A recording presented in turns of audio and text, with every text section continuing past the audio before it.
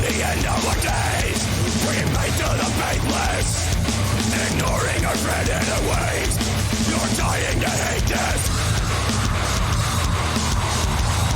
You're dying to hate this. You're dying to hate this.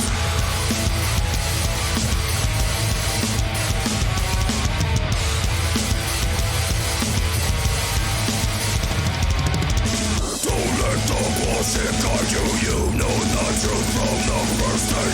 Don't let the cuts surprise you, they're telling lies and you're dying to hate this. You're dying to hate this. You're dying to hate this.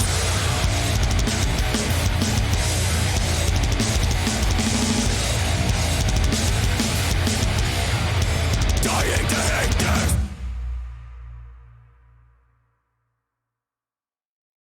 Here's a nice piece of shit.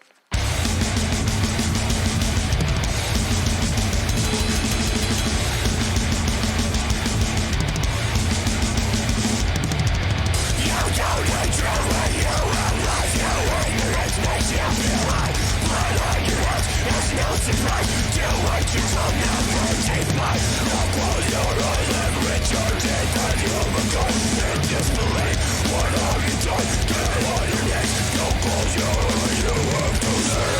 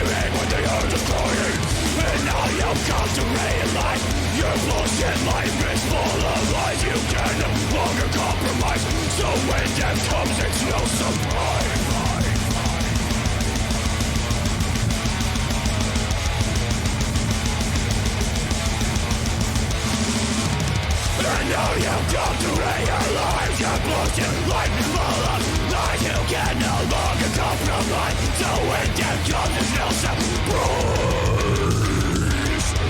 It's no surprise, so when death comes it feels a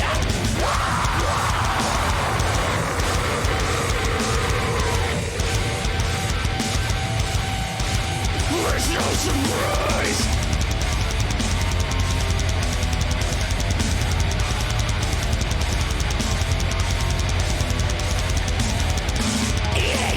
What turns around the ceiling? What is that I'm feeling? All I hear is squealing. Feeling is chilling, but mostly it's thrilling. I will stop, not willing, but I got some killing.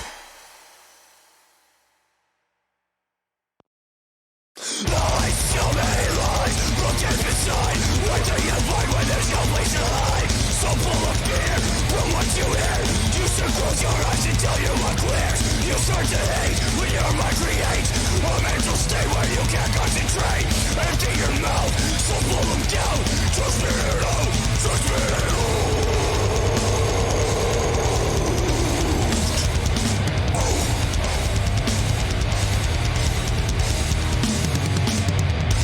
Drowned in silence, your blood is paralyzed.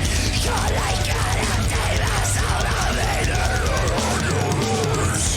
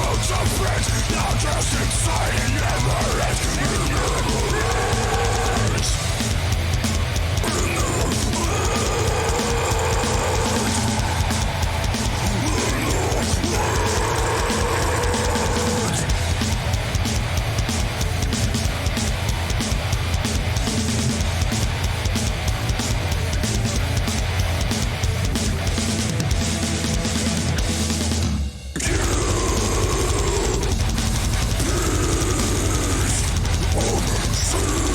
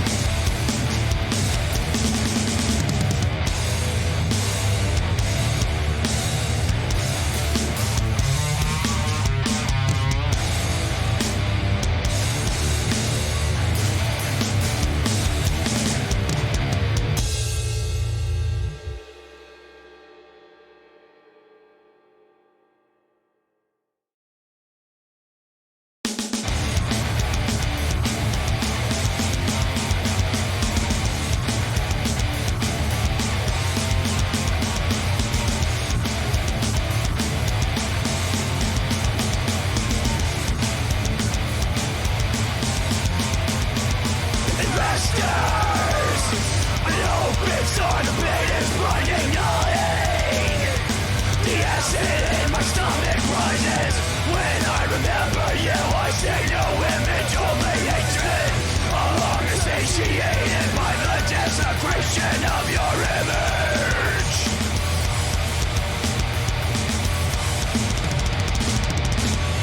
Exercise my right to silence. Before we descend to violence. Horrified of what I am. Horrified of what I might do.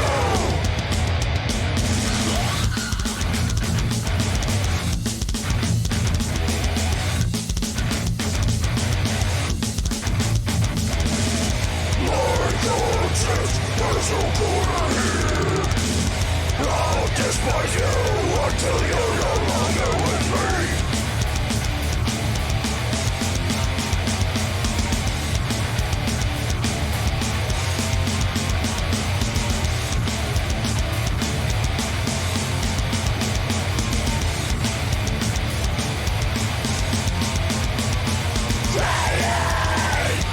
The memory of your voice poison calling.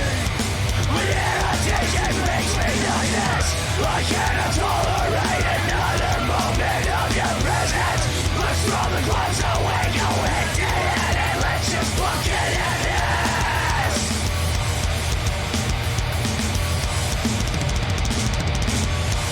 Exercise my right to silence before we descend to violence.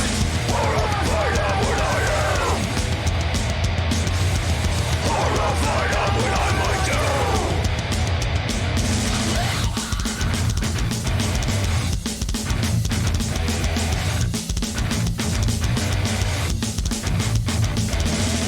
My conscience has no corner here.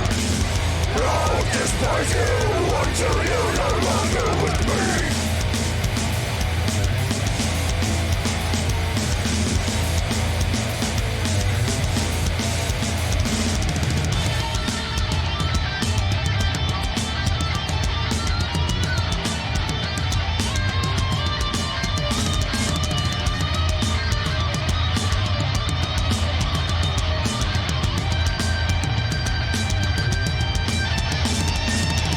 Horrified of what I am.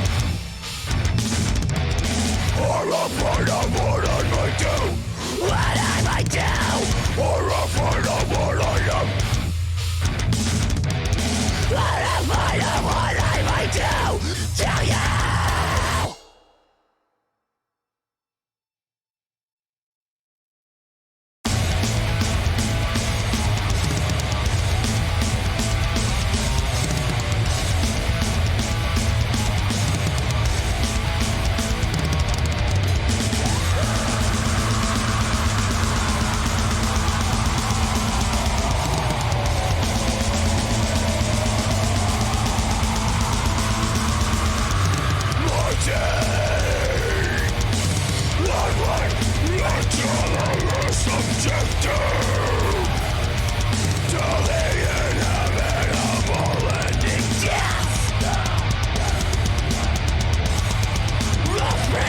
Straight into a grave. Can someone out there please come fucking save us?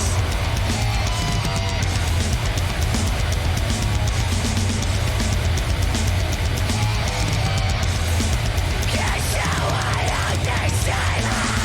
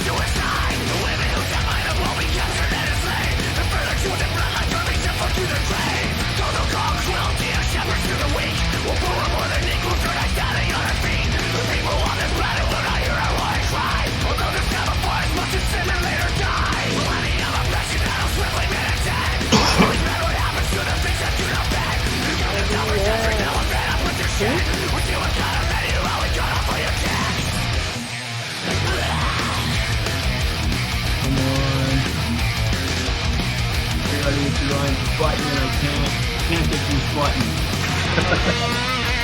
Gotta be sneaky with that button. Keep my button hot. Go. Gotta secure this shit, man.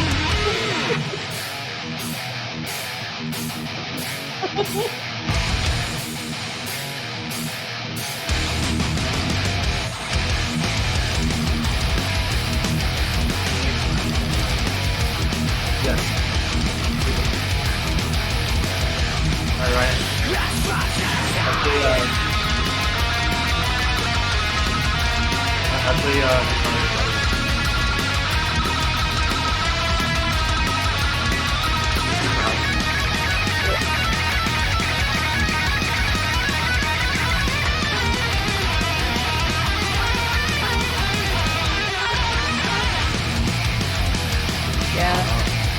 Yeah, especially COVID times, right?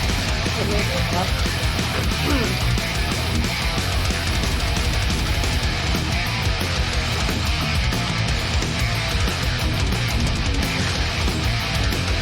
I was tripping.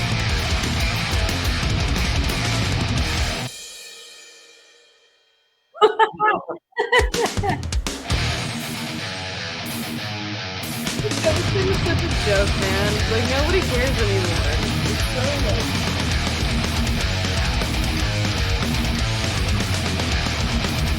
Yeah, it's absolutely horrible when you get it, but like, nobody gives a shit. The companies don't care anymore.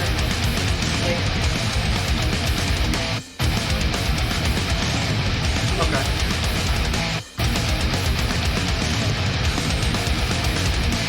Just have us rambling in the background. COVID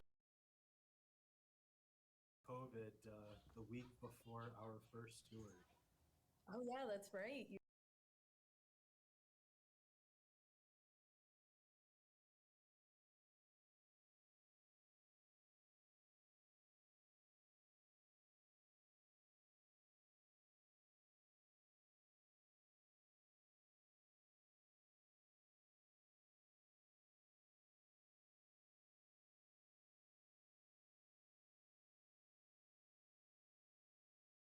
Hello, everybody. Oh, we're loud. Real loud. Oh, my goodness. Hello, everybody. Thank you so much. Welcome back to another episode of Trash Talk. Let's get old Nady Boy in here. Boom. I'm Nate Trash. Thank you so much for joining us tonight. Me and Ryan are joined by Jess and Manni from Blood of the Phoenix out in Vancouver. Very stoked every time I get to talk with bands from outside of the province. It always gets me pumped up. So before we start, as always, we're partnered with South Prairie T-Shirt Co., Armstrong Metal Fest, Loudest Hell Festival, Decimate Metal Fest, Intersect Arts and Music Festival, Absolute Underground Magazine, Mountain Bistro and Pizzeria Bragg Creek, and Camp Misfit Clothing in Edmonton. Oh, Octave Studios Medicine Hat. Also, we'd like to acknowledge the fact that this podcast is founded, created, and broadcast from Treaty 7 lands, part of the Blackfoot Territory. So, let's just weasel our way right into it.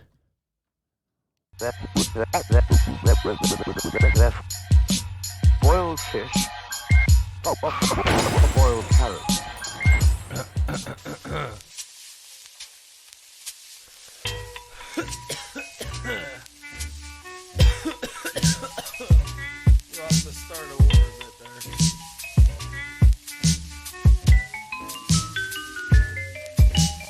Hey, I'm Nate Trash. Welcome back to another episode of Trash Talk.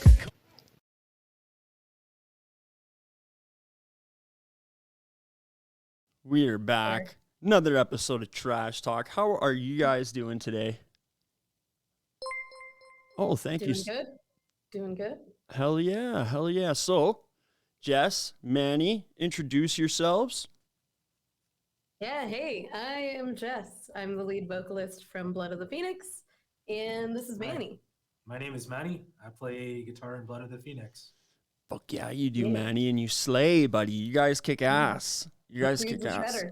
Thank you. Yeah, So, you're pretty good. let's explain Blood of the Phoenix. Let's hear a little bit about the background for Blood of the Phoenix. Yeah, so funny that Blood of the Phoenix started with a completely different lineup.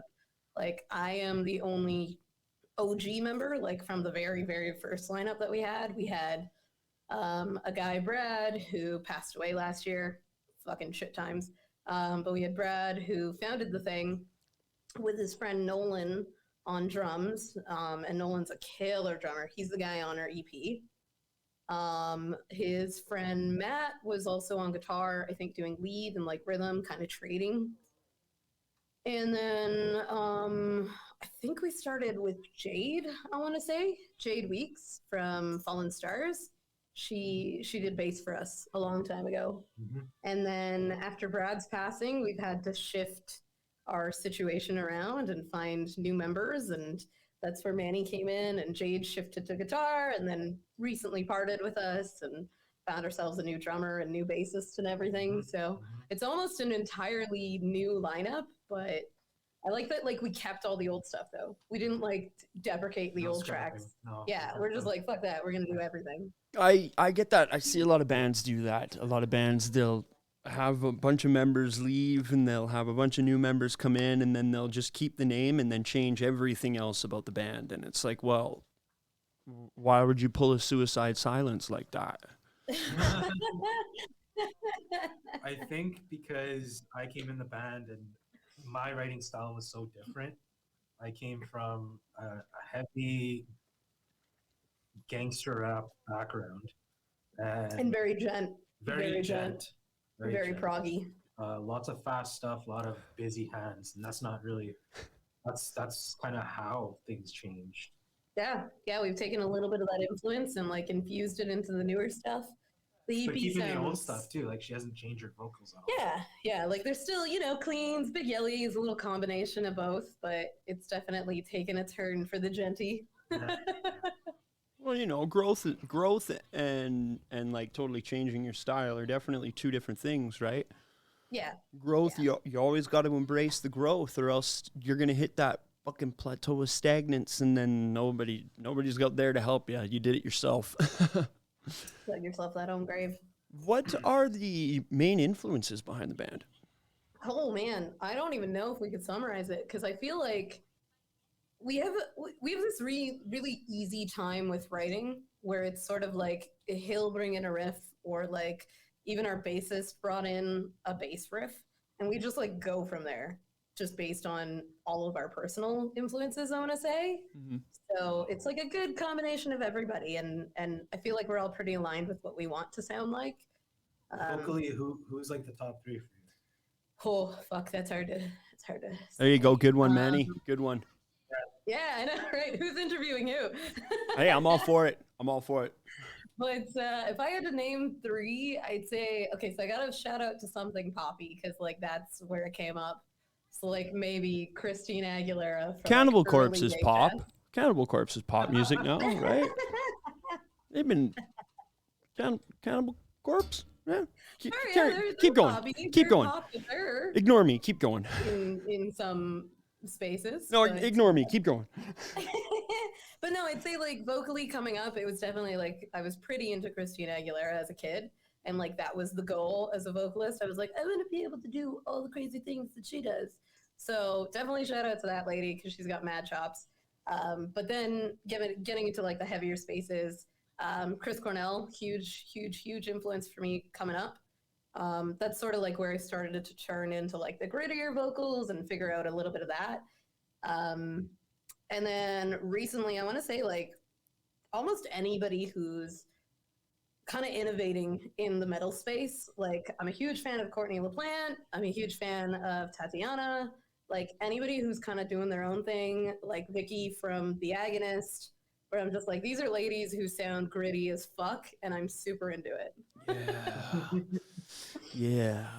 There's some. But but we also do like the clean singing, and I love that about it. That's okay. It's like a combo of both. We don't got to talk about that stuff. Yeah. I'm just joking. I'm totally joking. I like to. Fuck cleans, only big ladies.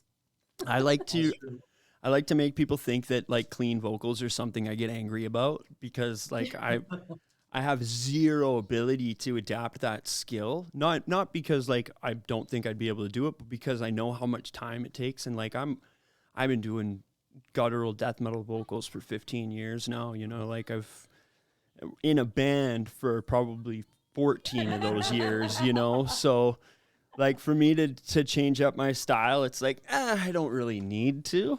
There's so many other amazing vocalists out there that can do it. And like, I'll hire one of them if I really need to. So I get, people are like, oh, you should check this song out. I'm like, no clean singing ever. Are you out of your mind? Hardcore. It's grindcore or no core. Hell yeah. Hell yeah. That's what it's all about. Well, so for Horrify, we got a couple pretty solid ideas for merch that's going to make fun of ourselves, and we're pretty stoked about it. We get to, we're very lucky. Been very, very fortunate to have like landed a very big show for our 4th show. Oh, hell yeah. So yeah, we opened for Cradle of Filth last May. Oh, wow. So Dude, like, and bro. everybody said we did really good. So now I get to be like, no, we're terrible. And you all believed it. That's a fucking lie. It's just, it's really good. And the personality matches because we have the separate personality in our socials and in our personal lives than we do when we're in a band and when we're playing on stage and when we're writing. It's very laser focused, very sharp. What is it like writing for you guys? What's the process there? Yeah, I'm gonna let Manny take this one. Come on, Manny, what you got? Good luck, bud. It's it all comes from my practice routine. And if I end up liking something, half of the time I'll bring it in, and the other half of the time, the stuff doesn't work, right? Like I have a heavy Jet stuff. Like the Jet stuff just speaks out to me, but like we're still trying to keep that metalcore vibe going on. So for the stuff that does stick, we use those riffs as like a base for the rest of the song. So it's all about the melodic harmonies and bridges, and then and they're mostly the rhythms, right? Like it's exactly That metalcore vibe. Yeah. So you can get the gent in there. All you got to do is just save it for the breakdowns. Yeah, which I think we've found a way to master that. Riffs as well. Yeah. Chorus. Like we do big choruses, right? Like there's 2 or 3 songs where the choruses I'm just using a bar chord for like seven of the strings that I use, right? Well, in gent, that can all be solved with just one string. Just zeros and ones. I don't think we zeros call and ourselves ones. gent, though. I think it's just metal. We've sort of adapted. I know. I would say metalcore through and through. Oh yeah, like, yeah. I mean, like recorded the EP 100%. And that's a good 100%. thing. That's a good The thing. next EP though. Yeah, things have been changing though, because like I said, the lineup has changed. So in the next release, we're taking a little bit of a turn into the other genres that we've been exploring, other subgenres. We just kind of like dip our toes in a little bit, but we're still keeping that. Our aim is to like find that niche. So the 3 songs that we're recording right now, unfortunately, are very different from each other. But when we look at it as a way to grow, right? Like, do we want to grow from this song, or this song? Which one hits more? Which one resonates more for us or the people that love us, right? Oh yeah. Yeah. Yep. Definitely. It's all about connecting with your audience. Like, you'd sit there and you could write songs every day and you could try as hard as you can to be like all the bands you like, but in the end, it doesn't even matter. Well, if that audience wants to hear the band that they like, they'll go listen to that band they like. They're not going to wait around for somebody to chew up their sound and then regurgitate it back on them like a mother bird feeding their child, you know? Like this is the way it goes. Like you have to take your influences in properly, and then you have to put out your own. And this is what people don't understand. This is why we have so many musicians that just tread water or just sit there in a canoe with one paddle wondering why they're not going anywhere. And it's like, well, it's because you're spending too much time trying to imitate instead of trying to adapt and then recreate. Yeah. Yes. And that throttles people. It throttles people, especially in something as personal as what we do, creating intense, aggressive music. We don't have a throng of people waiting for us to chuck them scraps. We have a community of individuals who have had very hard times that have been saved by this music, or have had very good times, and this music has been able to accompany them through that, you know? So when they find bands delivering a dishonest product, whoosh, they're gone just as quick as they showed up. They chew them out, man. Well, Have you heard the recent news about Architects? Fucking rip.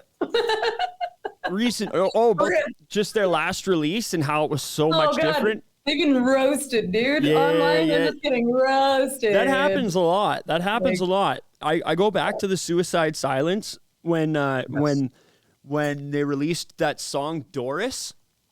They got chewed to pieces because it was a new metal song. Yep. And it's as soon as you change your sound like that drastic, everybody's just like, what the fuck is that? But then again, it's also a good thing because this is how you reach new audiences. When you've spent 10 years as a band, you hit a ceiling.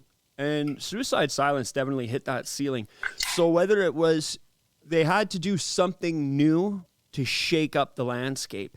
And honestly, it paid out well for them because I've looked at their numbers and I've checked out all their stuff, and they're growing. They're not going down. They're going up. So, and look at Bring Me the Horizon too, right? Bring Me the Horizon's first 2 releases, maybe 3 releases, were absolutely insane. Super heavy. Some of Super heavy. It was the most ridiculous deathcore I've ever heard. And then all you Whitechapel too. And Whitechapel's a weird one because now they're like a ritualistic doom band. They're like a cult doom band now. Yeah. And it's wild. It's wild because I loved the Somatic Defilement was like, that was a thumper. Man. That's what really, when that came out, I was super inspired for a lot of my tunes back when I was in World Class White Trash. And it was nuts. And then all of a sudden he started releasing this doomy witchcrafty stuff, and I was like, all right, that's rad. Like, obviously you really love it, and obviously it's very important to you personally in your artisticness, but I'm gonna be 100% honest, like, we lost him. It's boring and I don't want to listen okay, hold on, take over the podcast. I crashed. I don't know what he's saying, but I'm here we go. Is he back? Nope. Where Nate? Ryan. How's that weather doing? Quite warm. Ryan, you need to. That's a lie. It's cold as like shit. 10 or 12 it's cold as fuck. Today. That's a lie. Yeah, I'm back in.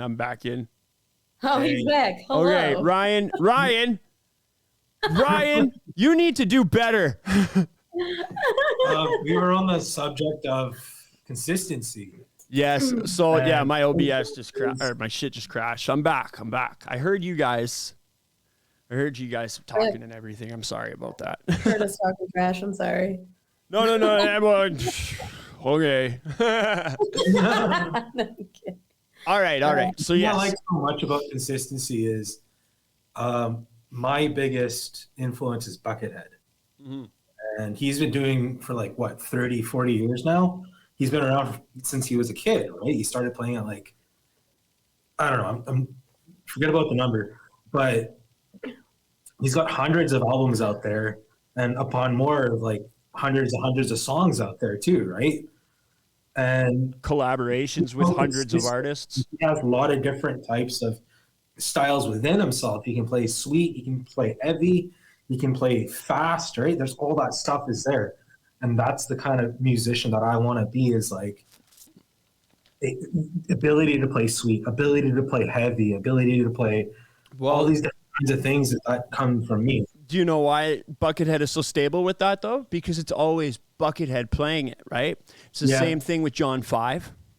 Yeah. Same thing with John Frusciante. Yeah. Same thing with fucking Nurgle from Behemoth. You know, these are musicians that have established themselves as masters. Well, I don't really want to say master because no guitar player is ever going to call themselves a master. That's the art of playing. Oh, well, unless you're Yngwie Malmsteen, but he's the only one. He's the only one calling himself a master, and he's doing it every chance he gets. But you have to establish your personality to go with your music, right? Oh, right. And that's something, and that comes with solo releases. That comes with putting stuff out, especially now we have such a higher level of access to developing our own communities. Like, man, Right. you could be posting a new guitar playthrough video every day of like, all right, so here's an instrumental track. I'm just going to throw a solo over this open section because I thought it sounded cool. And Hey, then, Nate, can you repeat that for the audience? so like, did I cut out again? No. No. I run all our socials, and that sounds awesome. I'm so for that. I got lots of different tips and tricks. This is the stuff I do in on the back end. So we got a couple people in here. Friendly Mang, who just followed. Thank you so Friendly much. Mang. Thank you Friendly so Mang. much for the follow. That's my homie DJ. He's sitting right next to me, actually. Aw, Hey, sick. DJ. And I then see Kevin joined. yeah, Monkey Grifter. Hey, what up, Kevin? How's Edmonton? It fucking sucks, probably. Hey. Thank you so much for jumping in. We got Paul too. Kevin, if you haven't hit follow yet, hit that follow because I'm streaming every Monday and Thursday, buddy, and Do it. it's always good. It's always Do it good. now. Do it But- now. And these days, if you got to establish a personality for the content you're releasing, or else you're pretty much putting yourself in the back seat, right? Right. Yeah. And these days, like look at Tim from Polyphia. Right. Thank you for the follow, buddy. Tim from Polyphia, he's a monster, and he even said it himself. He's like, "There's no money in being in a band." Like, and obviously I'm not concerned about money. I know you guys aren't concerned about money. Like we're underground extreme musicians. Like we all want to get paid what we're worth, but in the end, we're willing to compromise, right? Yeah. But You do it for the love of it. but that's just it too, right? You put that work in and you do it because you love it, and then what happens is after you put out enough content and reach enough people, then they start to resonate to that, Yeah. right? And then, and that's like, I'm starting to notice it a little bit now myself. My numbers don't go up super fast, but they go up and they don't go down. And more people enjoy it all the time, right? So that's to keep releasing. And then the personality comes in, and then people are like, all right, that's when you start to get endorsement sponsors or endorsement proposals and shit, because Mesa Cabs sees your videos and you tag Mesa Cabs in all your videos and you hashtag them, and now they're like, okay, Yeah. cool. Well, this guy's posting good stuff. And then that's when you can start establishing the personality, because like, this is what I bring to the table as just me in my own time. This has nothing to even do with the band. The band stuff is a bonus. Wait till you see that, you know? And that's how you get. And a lot of people think like they got to wait for the opportunity. And it's like, no, you got to go looking for the opportunity and then make sure that you're always prepared for it when it comes. Because it might Yeah. take, It's like finding a job. You got to go out and do it. No one's going to give it to you and knock on your door, right? well, and if you want music to be your job, you got to treat it like a job too. You know? Yeah. Yeah. That Yep. means when you got a bunch of people that are like, oh yeah, right, you're in a band, you know, and then it's like, okay, cool. Well, if you don't take it seriously, then I guess we just won't hang out anymore. It's nothing personal, but I got stuff to do, and I don't need you fucking laughing at me every time I try and bring up something I truly care Yep. about and I'm passionate about, Yep. right? Or Yep. the people that you jam with, and every time they jam, it's like, okay, well, we'll jam until we get drunk, and then we're not jamming anymore. And then it's just Yeah. now it's just a drinking party, right? And it's like, well, Yeah.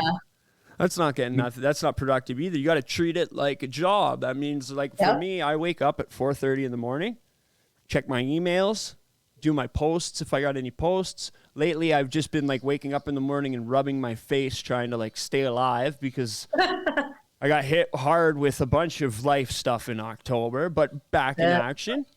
Get up and it's in my head. And then when I leave my house, I got my headphone in and I'm listening to music. And then when I'm on the way to work, I'm checking out submissions that I've gotten, press releases from promoters and from publicists from all over the world. And this is because it's my life. This is my life, and I want it to be my job. So I treat it like a job. You know, I don't laugh and crack jokes about serious stuff. You know, I don't go up to my boss and be like, yeah, you're an idiot. I'm just going to do what I want to do today. You know, there's got to be that level of respect, not only for what you do, but for yourself as well. Ryan's laughing because he goes up to his boss and says that because his boss is his dad.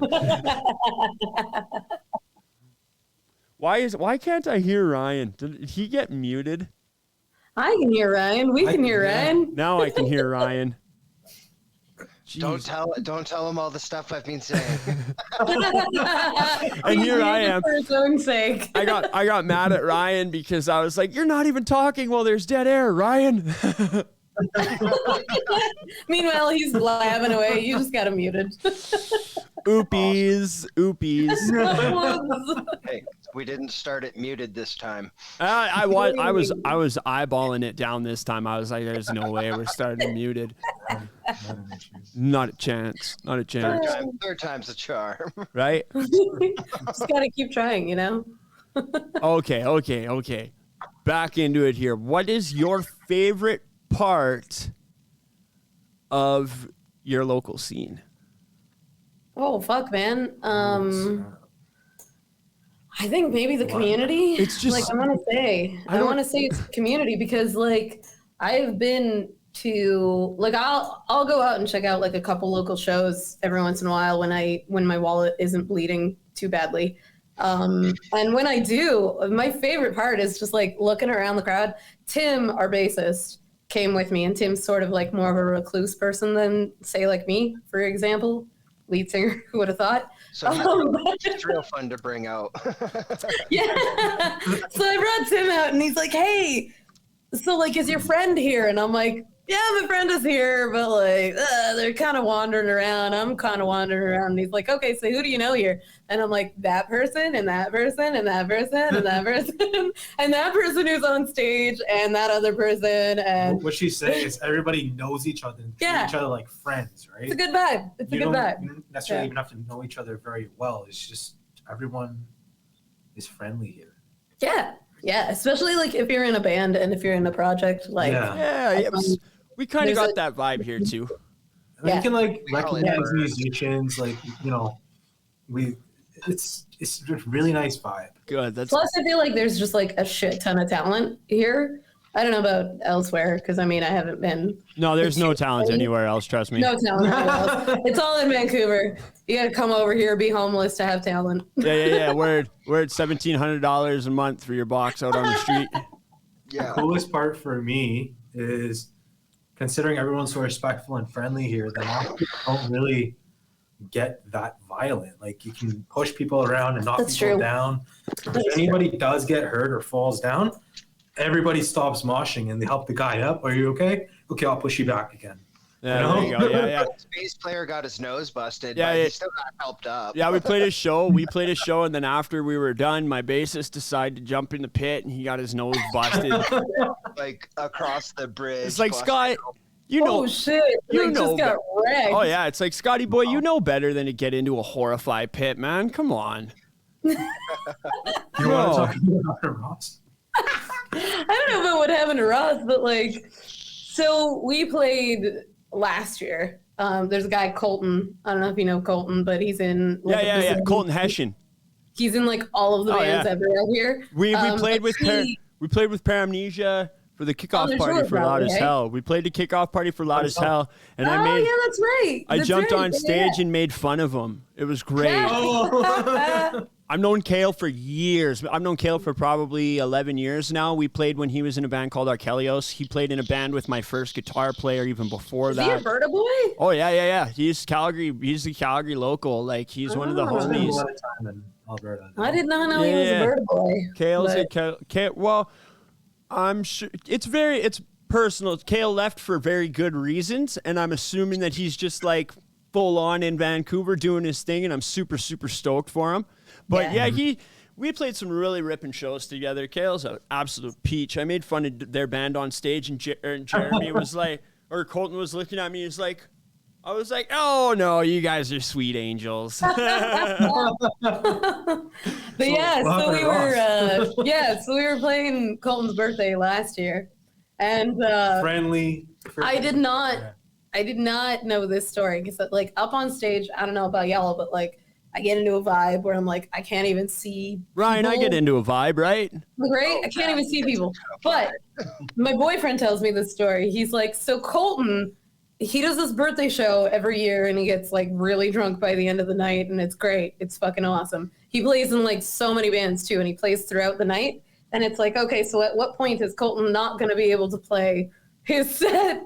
But so we're up there and we're playing one of our shows that like starts a pit. I want to say it's like Lady, maybe in the breakdown of Lady. And people are getting rowdy as shit. And my boyfriend tells me that Colton picked up the singer of Nameless King, which is one of his bands. He picked up his singer from that band and he's in the pit and he's slinging his singer at another person like a baseball bat. You can't just swing a guy at a guy like that. Yep. You can't just hit a dude with a dude. No, on the chair. and that He's guy, swinging a dude at another dude. You can't hit a dude. Okay, no, I got it's in here, D. You can't just grab a dude and hit a dude with that dude. It was awesome. I fully missed it. I wish I had seen it personally. The funny but thing it's is so bad.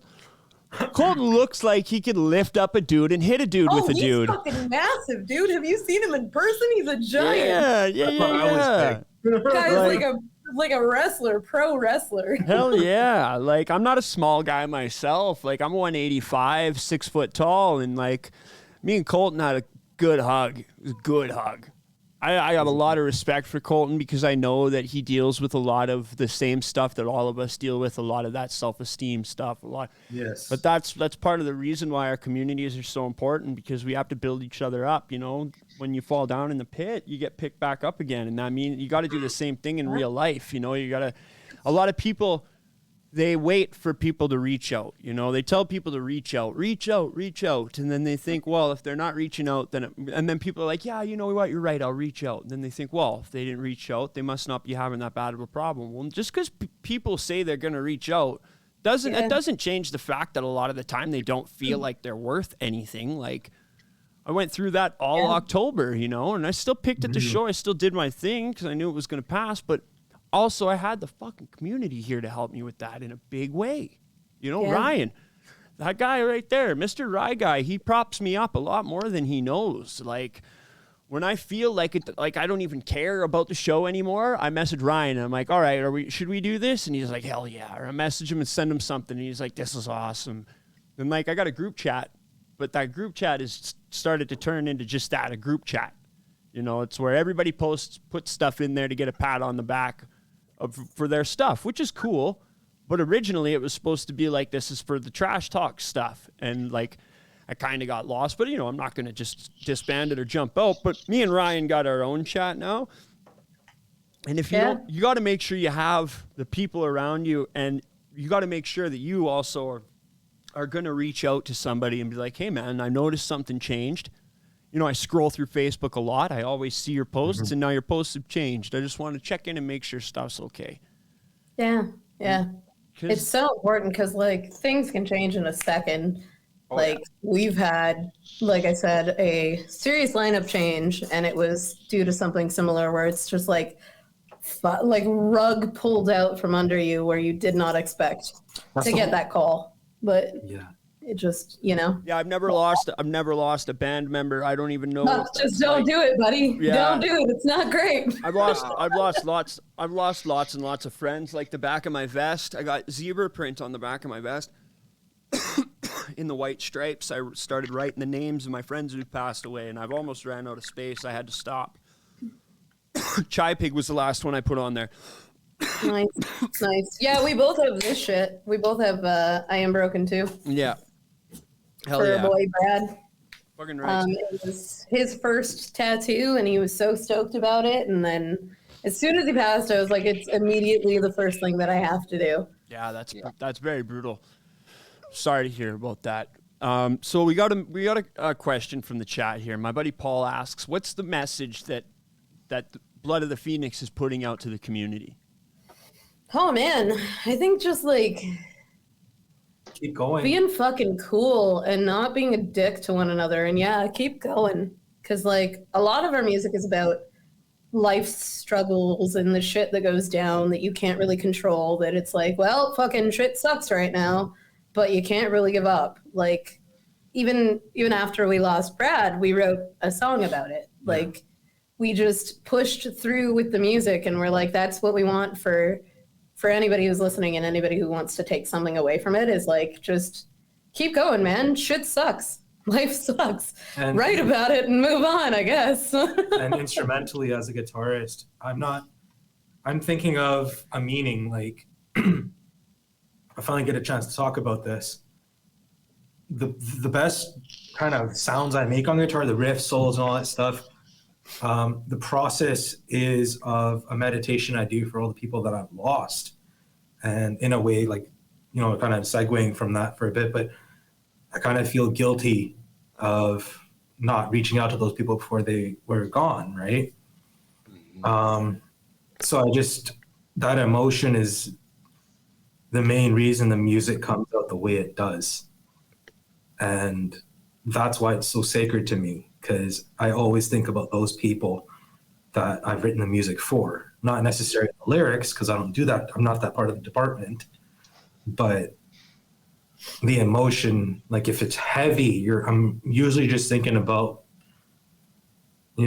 how hard some people have it and how easy I have it, right? Like Respect for that, man. No, he's saying it out loud, and I'm like, wait till y'all hear. We're in the studio tracking some songs right now, and we're recording Bradley. We're recording the song for Brad. And like the solo in that song, I'm like, buddy, make me cry or you're not doing your job. to be honest, the whole set, I'll be smiling and head banging.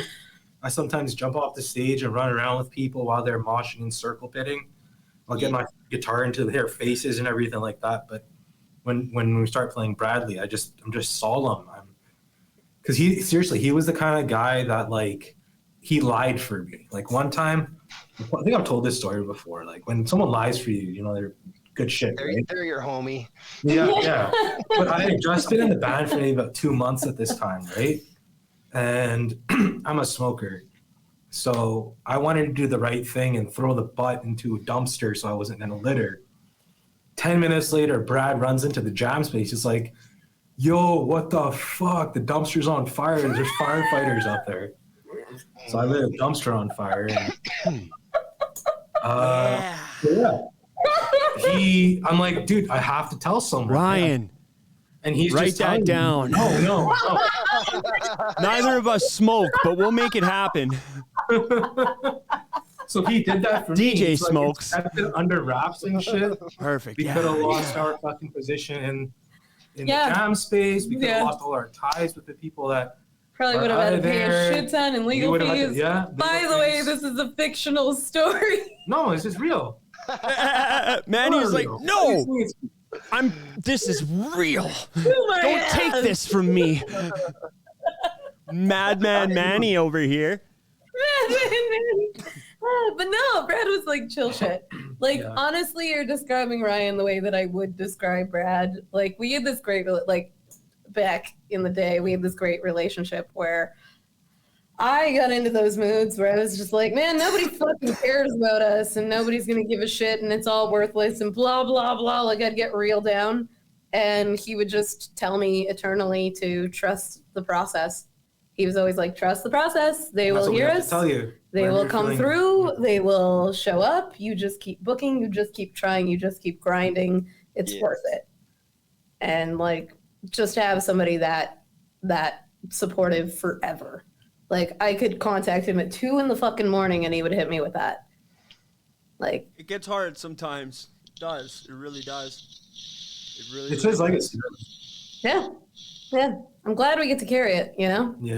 Like Well, you gotta- we're venturing into our own, but what I love about what we're doing now is that we pay homage to it. We're not just like forgetting about it and moving forward because it was tough. We're going to pay respects to it. We have a song that we wrote about him, and it's sort of like, okay, that is where we started and now is where we're at. Yeah. Awesome. Very, very rad. I like the Phoenix thing, the whole point of the Phoenix. Yeah, right? Kind We of ended up full- ironically You're being even the trying. best band name ever. Hell yeah. Hell yeah. Super solid for sure. Fucking right. What are the future plans for Blood of the Phoenix? Oh, dude. Oh, man. We have so Tours, many plans. albums, So many plans. merch. So we have some merch. We have some t-shirts and shit, but we're in the studio. We're currently tracking another release. And we're going to trickle this shit out because we think that that's probably where the market's at now. I have a couple of tips and tricks on that if you want to talk about it in the back end. Absolutely. I've learned Absolutely, my guy. I got a couple of direct numbers and a couple of releases, schedules and stuff that really pops a person off. Oh, buddy. I'm so going to hit you about that. Yeah, yeah. But yeah, we really upped the ante on our production for this one. We're working with Matt Roach, who has done like a bunch of the bigger bands locally, like the guys who sound beefy as fuck. Mm-hmm. So we're working with our homie Matt to like sound a little bit more up, production wise, up where we need to be. And then applying to all kinds of festivals, hoping to do some tours.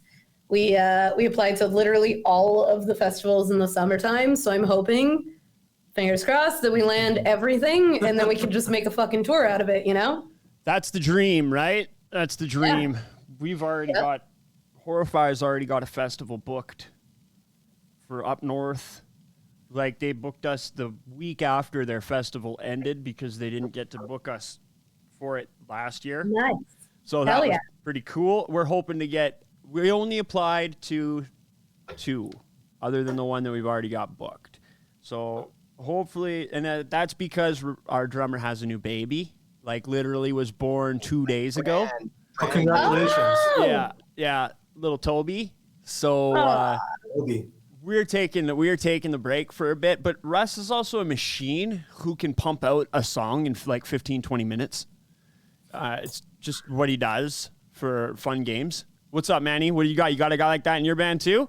Oh, yeah. Oh, yeah. That's what it's all about. That's almost as fun as lighting a dumpster on fire. Yeah.